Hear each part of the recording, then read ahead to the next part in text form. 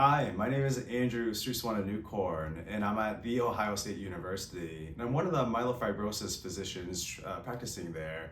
And I'm also an artificial intelligence researcher in addition to seeing patients with MPNs and particularly myelofibrosis. I'm happy to share with you a little bit about my research. One of the clinical questions that, as you are all aware, involves the diagnosis of prefibrotic primary myelofibrosis. In addition, prefibrotic primary myelofibrosis is very commonly confused for essential thrombocythemia for many reasons. Number one being that the clinical situation is very similar.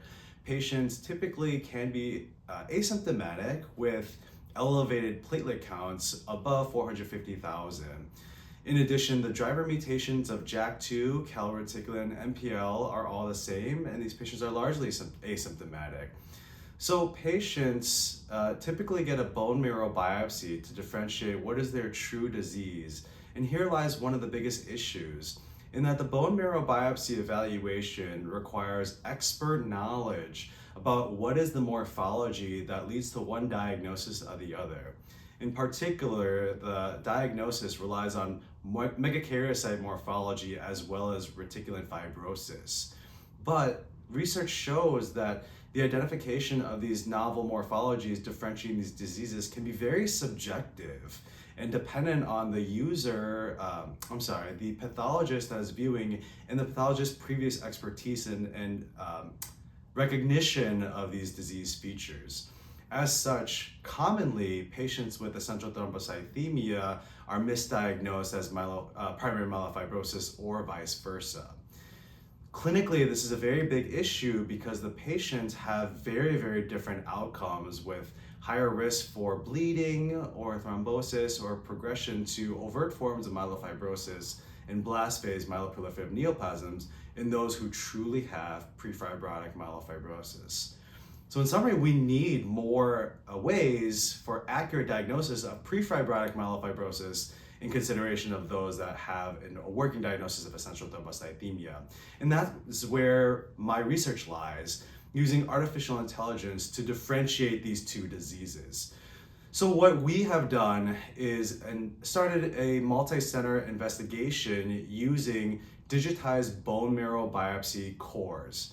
We've identified 100 patients with essential thrombocythemia and 100 patients with prefibrotic myelofibrosis at the University of Florence in Italy. We've trained an artificial intelligence model to identify automatically which patients have one versus the other, and validated this model on 26 patients from Moffitt Cancer Center in Florida. The highline results was that it was highly effective. Even in training and validation cohorts, we were able to have accuracies above 90% with high positive predictive value as well. This is very meaningful as this algorithm provides a somewhat objective way to make this diagnosis, or at least gives a reproducible way to make this diagnosis. The value lies in that this algorithm is extremely quick at about 6 seconds per evaluation and easily usable in centers that don't necessarily have a hematopathologist, as the computational needs for it are minimal. These algorithms, though they're expensive to train or to develop, they're very affordable to utilize and potentially can be on affordable hardware such as a mobile device even. So the impact can be quite large from a pragmatic standpoint, but also from a scientific standpoint, in that this could be helpful for clinical trial enrollment to make sure that all essential thrombocythemia trials really we're sure that those are essential thrombocythemia patients, so that novel therapies are identified in a true subset of patients where we understand what is their underlying disease. We've evaluated our algorithm in clinical trials, which I will highlight in my upcoming manuscript, but we do note that patients with essential thrombocythemia that were enrolled in these clinical trials can be reclassified as prefibrotic myelofibrosis under this algorithm. And there are many implications of what that means as well too.